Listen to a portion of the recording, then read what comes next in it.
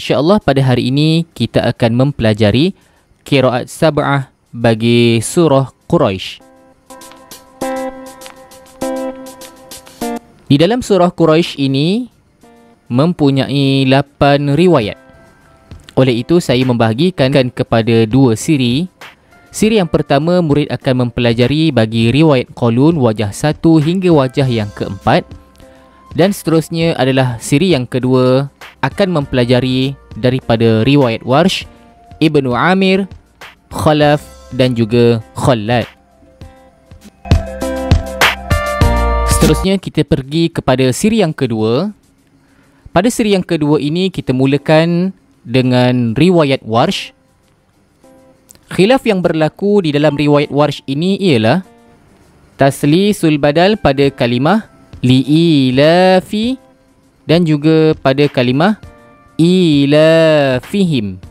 Ilafihim, iaitu apakah yang dikatakan dengan taslisul badal membaca 3 wajah pada mad badal tersebut. Yang dikatakan dengan 3 wajah iaitu dibaca 2, 4 atau 6 harakat. Pada kalimah li'ilafi dibaca dengan 2, 4 ataupun 6. Sebagai contoh, li'ilafi Quraisy. Kalau 4 harakat, li'ilafi Quraisy. Jika 6, li'ilafi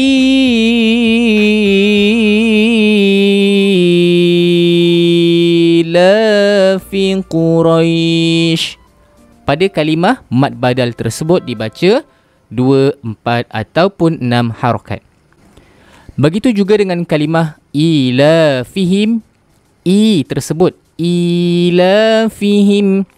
Pada kalimah mad badal tersebut dibaca dengan kadar 2, 4 ataupun 6 harakat.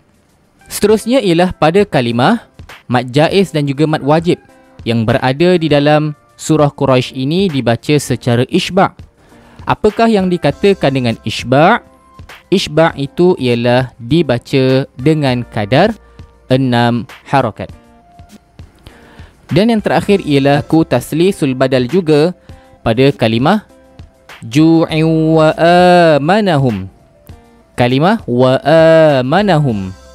Pada kalimah tersebut dibaca dengan 3 wajah iaitu 2, 4 ataupun 6 harakat. Maka sebagai pengulangan kita lihat riwayat Warsh berlaku taslisul badal dan juga isba'. Ayuh sama-sama kita membacakan riwayat Warsh bagi surah Quraisy. Bismillahirrahmanirrahim. Li'ilafi Quraisy. li'ilafi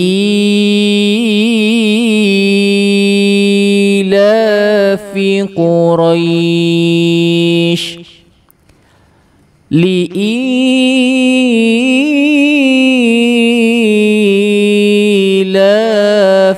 Quraisy.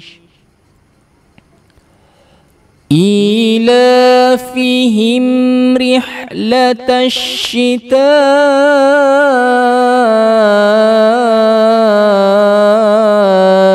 والصيف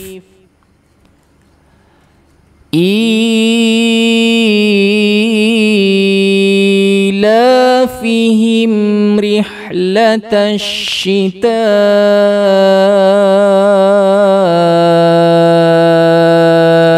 والصيف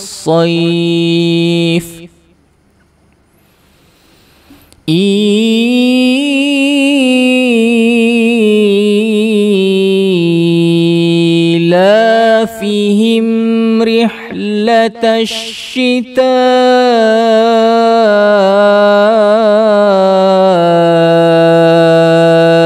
والصيف فليعبدوا رب هذا البيت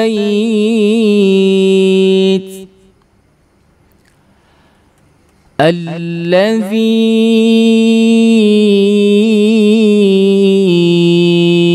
أطعمهم من جوع وآمنهم من خوف الذي أطعمهم من جوع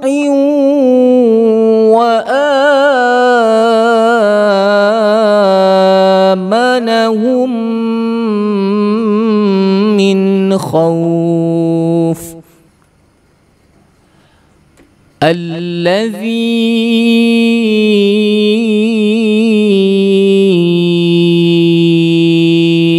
أطعمهم من جوع وآمنهم من خوف.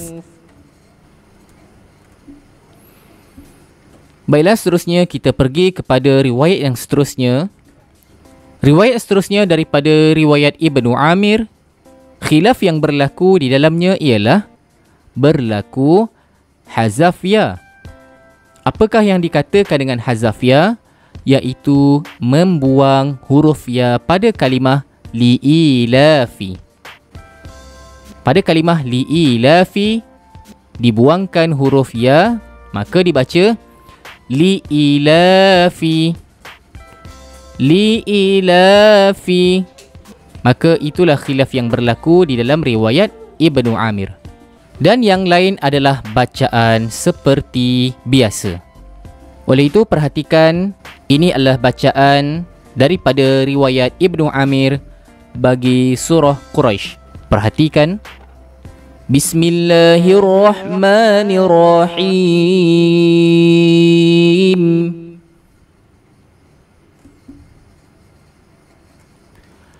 Li'ilafi Quraisy إيلافهم رحلة الشتاء والصيف فليعبدوا رب هذا البيت الذي أطعمهم من جوع وآمنهم من خوف. Seterusnya kita pergi kepada riwayat Khalaf. Khilaf yang berlaku di dalam riwayat Khalaf ini ialah berlakunya isba', iaitu dibaca dengan kadar 6 harakat pada kalimah asyita dan juga allazi at'amahum. Berlaku isba' pada mad jaiz dan juga mad wajib di dalam surah Quraisy ini. Dan seterusnya iaitu khilafnya ialah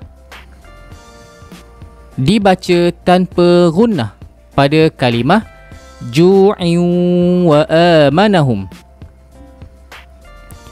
Pada kalimah ju'in wa amanahum masih lagi berlaku idgham tetapi tanpa gunnah. Contoh bacaan ialah ju'in wa amanahum. Ju'in wa amanahum. Oleh itu perhatikan, ini adalah bacaan riwayat Khalaf bagi surah Quraisy. Perhatikan. Bismillahirrahmanirrahim. Li'ilafi Quraisy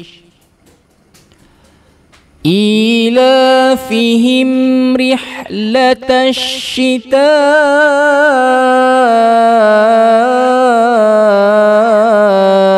والصيف فليعبدوا رب هذا البيت Allazi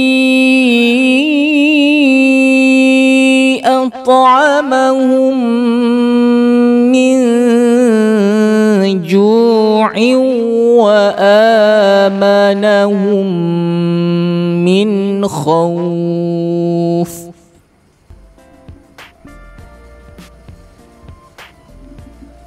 Baiklah, seterusnya adalah riwayat Khalad.